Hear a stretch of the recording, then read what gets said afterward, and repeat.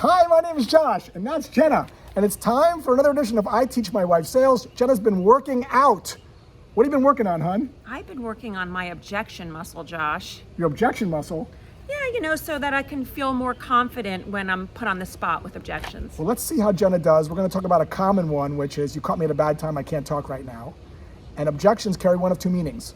They're either true and the prospect really can't talk, or they're brush-offs. Prospect's just saying that as a reflex reaction to get you off the phone.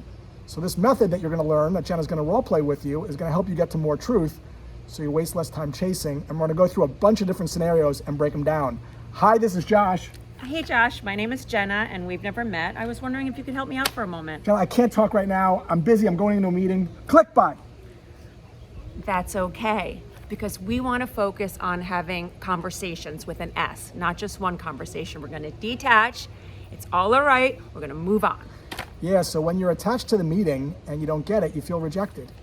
So instead of attaching to a meeting, set your intent on just getting to the truth to see if your prospect is open to having a conversation with you around a problem you could potentially help them with. And if not, that's okay, because you don't control other people. You don't control how they interpret your message. You only control who you call, what you say, and how many people you call, and how you sound. So let's try another call, conversations, as Jenna said, instead of conversation. So ring, ring, ring. Hi, this is Josh. Hi, Josh. My name is Jenna, and we've never met. I was wondering if you could help me out for a moment. You know, Jenna, I'm about to go into a meeting. Wow, it sounds like I caught you at the worst possible time. Well, it's not the worst time. What do you got? Well, thanks. I promise to keep this brief. The reason for my call is... Okay, so Jenna right there diffused it by making the prospect feel heard. Sounds like I called you at the worst possible time, what Chris Voss calls a label. And oftentimes when people feel heard and understood, they're more likely to lean forward. Let's go through another scenario. I'm going to get a little tougher on this one. Hi, this is Josh. Hey, Josh. My name is Jenna, and we've never met. I was wondering if you could help me out for a moment. Jenna, literally, I have like 4 minutes to prep for this meeting. I thought you were someone else. If I'm late, my boss is going to absolutely kill me. That's not a problem. Would it be okay if I sent you a 3-sentence email? Would you read it if I sent it? Well, it depends on what the 3 sentences are. Oh, you're going to want to read these 3 sentences. I'm going to make it worth your while. Sure, I'll read it. You're going to love them. Sure, I'll read it. Great. Can I get your email? All right, so Jenna did something really great there. She sensed it was a truth, right? Truths have oomph. They have reasons. 3 minutes, I'm going to be late. My boss is going to kill me. If you try to overcome that, you're going to upset people. Next thing she did was she said, hey, that's not a problem. That's okay. It's going to diffuse the energy. And then a low commitment ask. If I sent you a 3-sentence email, would you read it? If the prospect says yes, they're going to want to stay consistent with what they agreed to, because if they don't, it feels incongruent. And then finally, she used a little humor to even diffuse the pressure even more.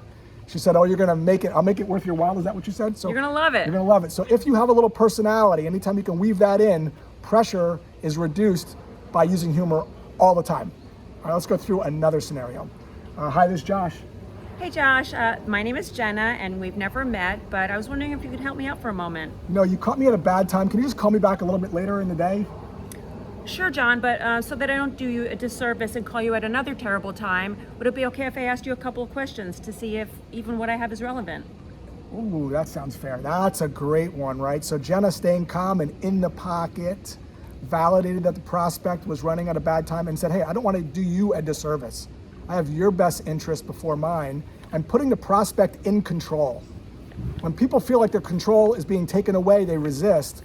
But when you give them control, they're more likely to lean forward. Jenna, how did you get so good at diffusing these objections? I'm really curious. Well, I found a product called Tounge, which is flashcards. They have the objections on the front and the responses on the back. That's such a great idea. I know, right? Can people buy them? They can. Link is in the comments. Check them out below. Hopefully this was helpful. Thanks a lot, guys. Have a good one. You need these. Take care.